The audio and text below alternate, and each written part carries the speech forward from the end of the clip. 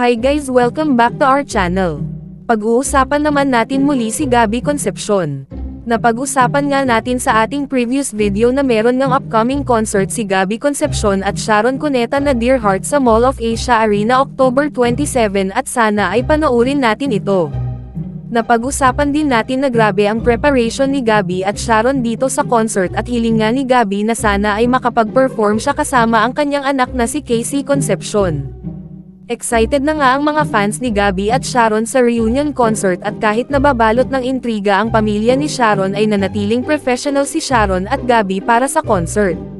Ito nga ay reunion concert nila Gabby at Sharon dahil isa sila sa mga foundation ng Philippine Entertainment at isa sila sa pinakasikat na artista at love team noong panahon nila. Ang sabi ni Gabby na go with the flow lang siya kung anong sasabihin ng production para sa preparation ng concert. Ang sabi ni Gabby, hindi ko kasi pinaplano eh. Go with the flow lang ako, kung ano yung sinabi ng production.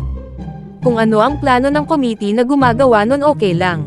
Sabi pa ni Gabby na wala daw ito pakialam sa intriga dahil kahit dati daw nang pumasok siya sa showbiz ay sanay na ito sa mga issues at go with the flow na lang daw siya sa proseso. Sabi pa ni Gabby, okay lang kung magkita sila uli ni Sharon dahil mapopromote pa nila ang kanilang Dear Heart concert. Simula daw na naghiwalay sila Gabby at Sharon ay di daw sila ganon ka-close at di raw niya masasabi na friend sila pero okay daw sila. Ang sabi ni Gabby, well, hindi kami friends pag friends, baka may mangyari pa, di ba? Pero okay na kami. Mapapanood nyo nga ang concert na Dear Heart sa Mall of Asia Arena sa October 27 at sana ay panoorin natin ito. So ano say ninyo dito guys?